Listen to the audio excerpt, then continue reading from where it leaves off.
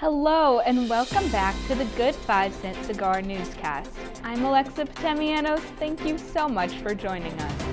Coming up this week, a look into the tuition increase for the following academic year. Then, a glimpse into how URI students feel about the importance of voting following the midterm election. And as always, stay tuned for your Rhody Sports Corner.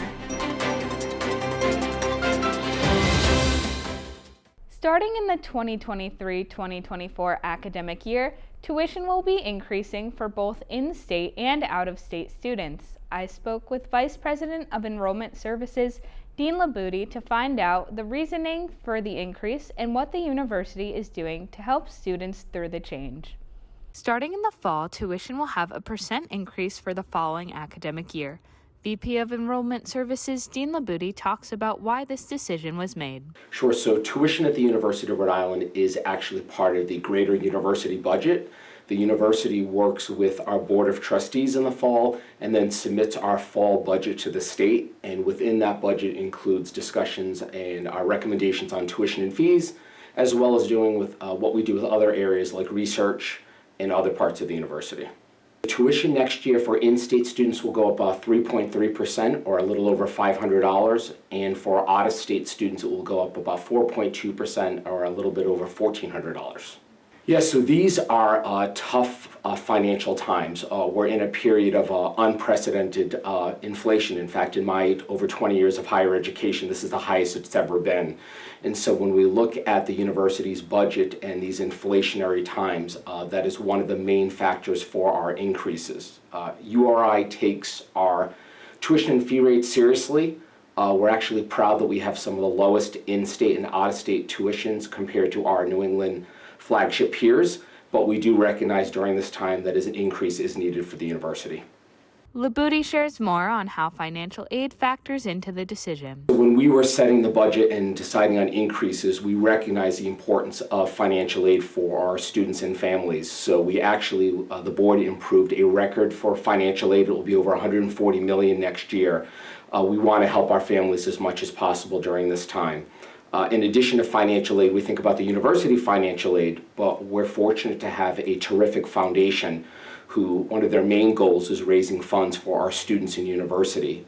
Just a couple of weeks ago, we had our Day of Giving, and we saw a great amount of money raised for financial aid, so that is a high priority for the university. Rhody gives insight into how students will be able to offset the increases. There are many sources to make higher education affordable, and we are working hard with the state to provide greater support for the university than we've received. I'll be honest with you, it's been quite stagnant over the past 10 plus years. And so our goal is to make URI affordable and attainable for all of our students, and we know that tuition and fees is an important part. So we're working aggressively with many sources of our funds so that we can hopefully avoid further increases in the future. But it is a reality of running a university to provide excellence in research, student scholarship, and more. And so it's just part of the equation, but we understand there are many components to funding an institution, not just from student and family tuition and fees.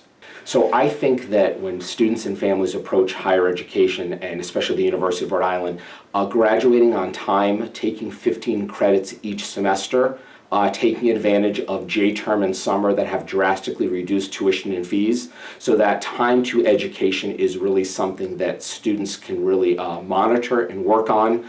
All of our undergraduate majors have a 4-year academic plan, but we have created winter J-term and summer to really help make education extremely affordable and help students in their time. And that, if we can cut off some time to degree for students, our average time, by the way, is just over 4 years, it can really help families avoid extra costs associated with more time needed. And so I know J-term registration just began a couple of days ago. We have a fantastically affordable summer program, and we also allow transfer credits when students maybe take them at their home institution if they are going home for the summer. So just some helpful ways that families can navigate their time to degree during tough times to make it more affordable.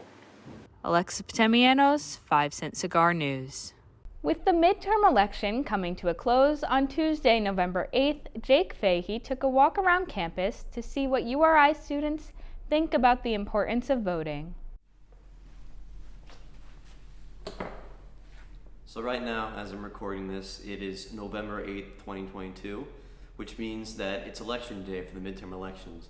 And most students here have their days off for class and whatnot. So basically what I'm going to do is I'm going to patrol around campus and ask people questions like whether or not they voted or not, and why they think it's very important.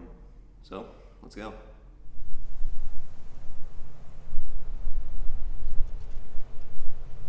Hello, so introduce yourself. Hi, I'm Kristen. Did you vote in the midterms this year? Yeah. Okay, so why do you think voting is important?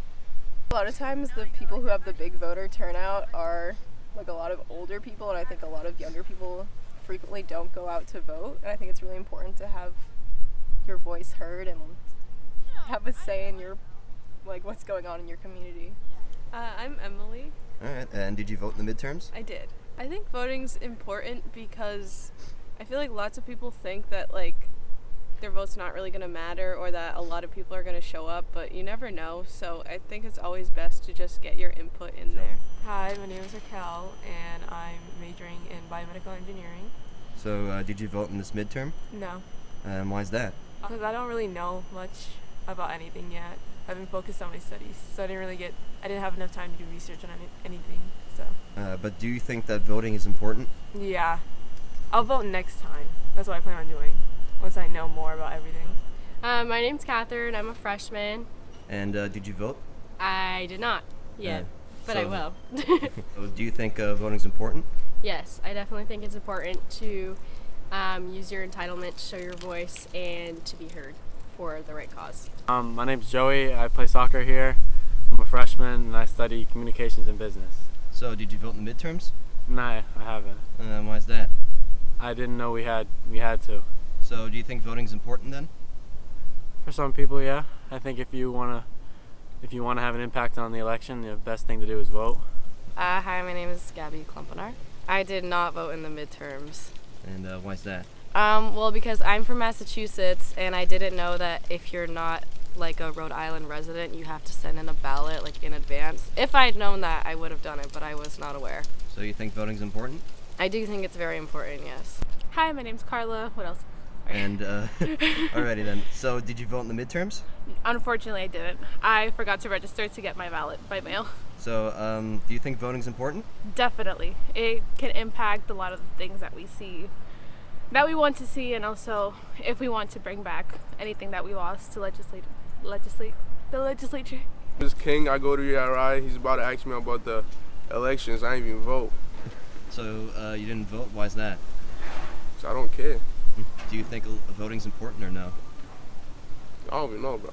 You just kind of feel indifferent to it? Yeah. Hi, my name is Matthew. Sorry. Did you vote in the midterm? Oh, no, I did not. Why is that? I don't know a lot about it. So do you think voting's important or no? Voting's important because it's how, we just like, we decide on who should run our country, but I mean, I don't really care who runs our country as long as they do it correctly, you know what I mean? Hey guys, I'm Rob. I'm a sophomore here at URI. Yeah. So basically, did you vote in this year's midterms? No, Why is that? because I didn't feel like getting up. That's all? Yep. I'm back. So, there you go. That's everyone's thoughts and opinions about the election. While a lot of people decided not to vote this year, all the people I've interviewed unanimously agreed that voting is indeed important. However, one observation I did find interesting was that whenever I asked someone if they wanted an interview, they were immediately hooked. However, when I did tell them that it was about the election, some of them were very much put off by it, whether it be because of how political this thing was, or rather, probably because they didn't vote at all. So that was an observation I kind of found pretty interesting. So, that's just about it. Reporting for Rhody 5 Cent Cigar News, I'm Jake Fahey. See you guys. And now for your week at URI.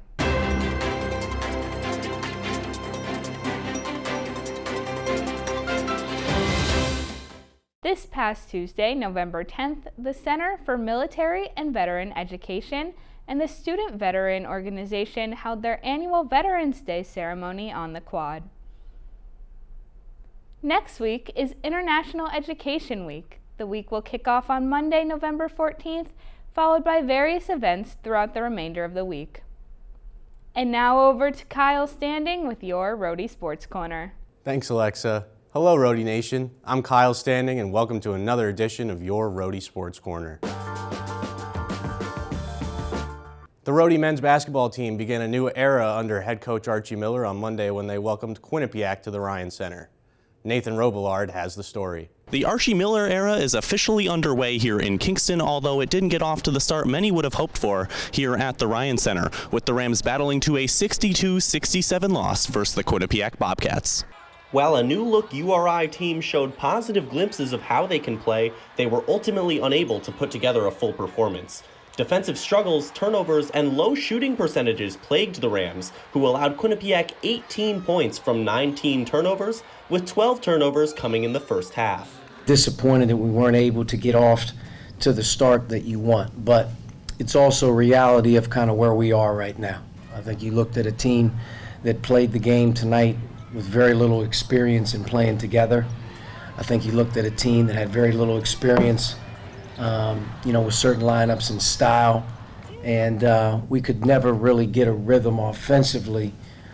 URI went 16 for 29 from the foul line and 2 for 17 from three-point range, shooting 36.7% from the field. Malik Martin hit the team's only 2 3-pointers on the night, and his 8 points off the bench in the first half helped keep the game close as the Rams went into the break trailing the Bobcats 31-34. Quinnipiac came out firing in the second half, going on a 9-0 run to extend their lead to 10. However, URI weren't done yet. I thought in that one stretch in the second half, when we started to get some defense to offense, we started to play a little bigger. We had a little bit more success trying to get that game closed. But like I told our team, usually in that 4-minute stretch to win the game, with 4 minutes to go, 2-point game, 4-point game, those are the ones that good teams know how to win, and we're not there yet. An 8-0 scoring run for URI towards the end of the second half brought the game back within reach for the Rams. And although they were eventually able to tie the game at 60, it was ultimately not enough, as the Bobcats came out 67-62 winners. I think you see flashes of how we're trying to play on a consistent basis, fast-paced, tough on the defensive end. You've seen that. We was able to cut it to 2 a few times. Quinnipiac kind of showed their maturity. Obviously, we got a lot of room to improve, but it's just game one. We're gonna be perfectly fine. Reporting for the Good 5 Cent Cigar, I'm Nathan Robillard. Meanwhile, the Rhody football team was able to get back on track in pursuit of their first playoff appearance in nearly 40 years when they welcomed CAA rival Maine to Meade Stadium on Saturday. Our own Cam Iasimone got all the action. Ever since 2006, the Rams have been unable to capture a win against their rival Maine. Well, things changed today with wide receiver Ed Lee and Kasim Hill keeping the hot hand for the Rams offense as they advance to 6-3 on the season. We're kind of like rekindling that chemistry we had in high school. And but no, it's definitely made me a way better player. We're always on the same page. And if I do something wrong, he'll get on me. If he does something wrong, I'll get on him. Went to high school together, so I think just having that chemistry, and just to speak on Ed, he works his tail off, like you said, and he's earned everything that's coming to him right now. And I'm happy to see him shining. I'm happy to see him getting the opportunities that he is. I know it's going to keep going forward. On top of a 63-yard touchdown to gain some ground to end the half down 10-7, the redshirt senior wide receiver would have a career day, tallying in 190 total yards off 8 receptions.